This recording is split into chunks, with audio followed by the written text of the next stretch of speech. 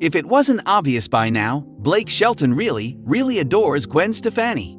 The former voice coach swung by the With Jenna and Friends set on May 13, and it wasn't long until he was gushing about his wife and saying the sweetest things in front of Jenna Bush Hader and guest co-host Erin Andrews. After congratulating Shelton on recently celebrating his 10th anniversary with the No Doubt frontwoman, Hader asked the star to reveal the secret to their marital success. "You just hit 10 with Gwen. What's made it work?" Hader asked. "Well, I just try not to screw up," he answered. "I mean, she's Gwen Stefani. If I mess that up, that's the screw up of a lifetime, right? Is it true you still kind of get butterflies?" Hader followed up. "Yes, obviously, every time I see her," Shelton confessed. "But I'll tell you what really blows me away about her. I know her as my wife, but I go to one of her concerts and I can never get used to that she's also that, you know what I mean?"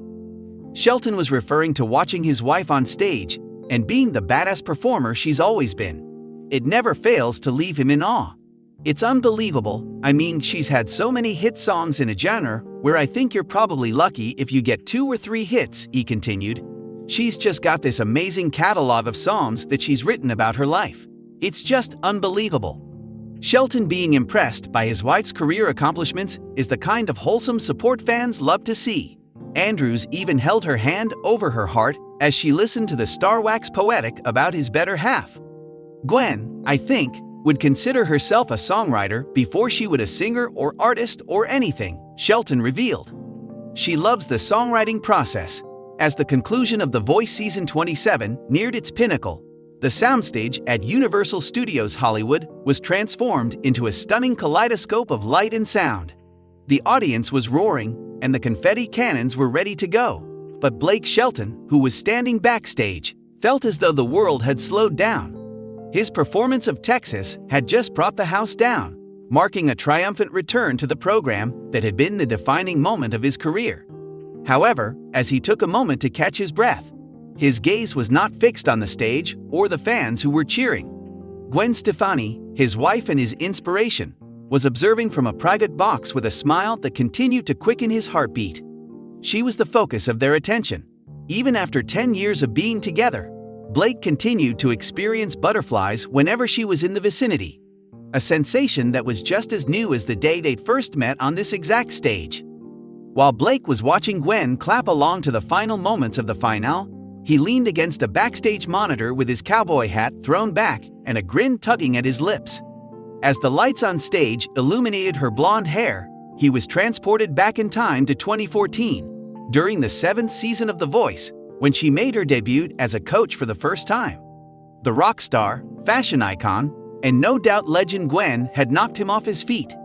He had been the resident cowboy, all swagger and rural charm, but Gwen had knocked him off his feet.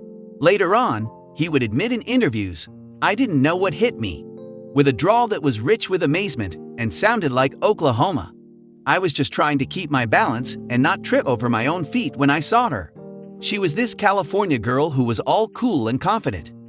Despite the fact that it was conceived in the most unlikely of places, a reality television show, their narrative was the stuff of fairy tales. At that time, both Blake and Gwen were going through a difficult time emotionally.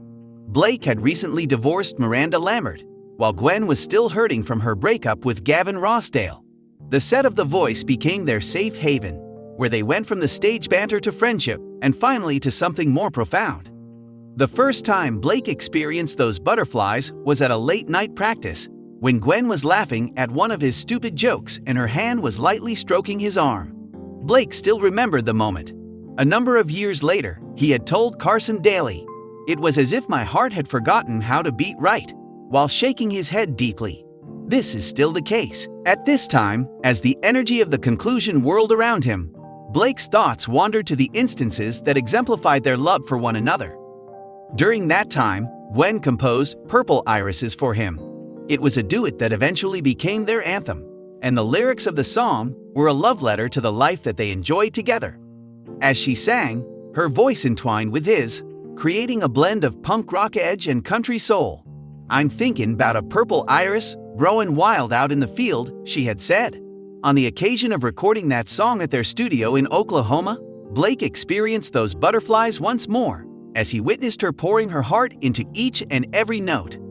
According to what he had stated in a previous interview, "She is my home, my muse." The feeling of falling in love all over again is evoked by each and every song that we create together.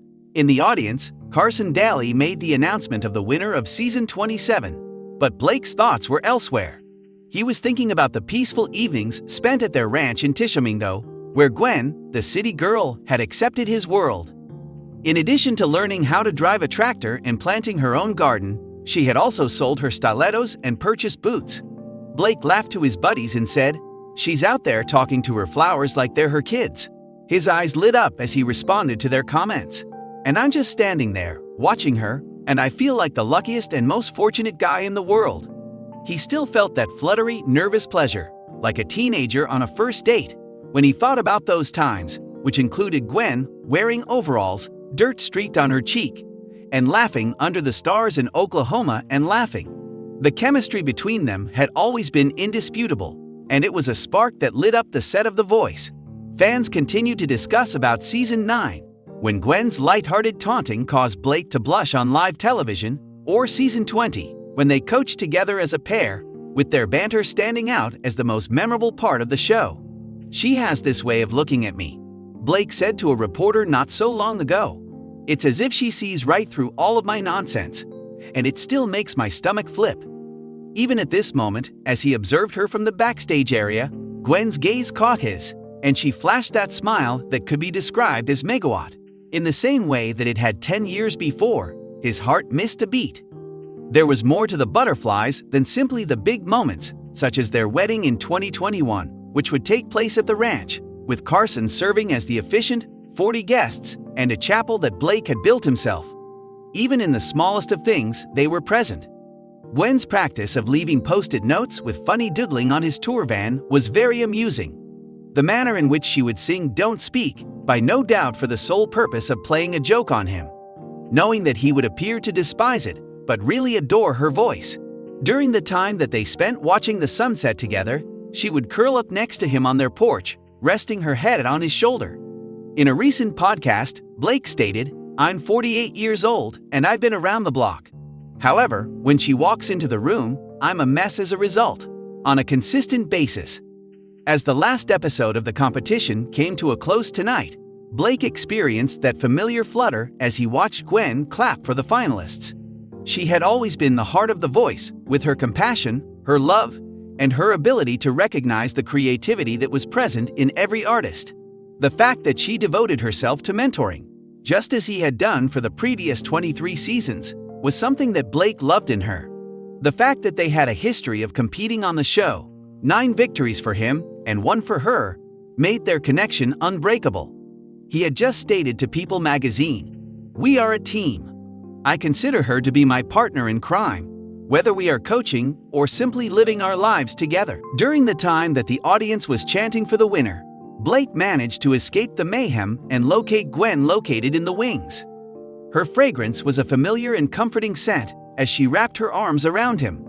She mocked him by saying, "You killed it out there, cowboy," she said in a tone that was sweet yet electric.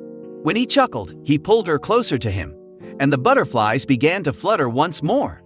The drawl in his voice was deep and earnest as he said, "You are still my favorite thing about this show as well." With her eyes gleaming, she cocked her head to the side. "Shelton, you're not going to be such a bad person." Their love was a melody, a duet that continued to develop over time, blending elements of country music, pop music, and Orange County. Everything that happened between them, from the blind auditions on The Voice until their performance together at the Grammy Awards in 2020, was a note in their song. Both Blake and Gwen stood together with their hands intertwined as the lights of the final began to dim and the crowd began to stream out into the night. The butterflies had not diminished, and he was certain that they would never do so. During a recent show, he had spoken to his audience and informed them, "She is my forever." Tonight, with her by his side, he felt this more than he ever had before. The love that they shared was the true triumph in a world where fame was ephemeral. It was a spark that continued to set his heart ablaze each and every day.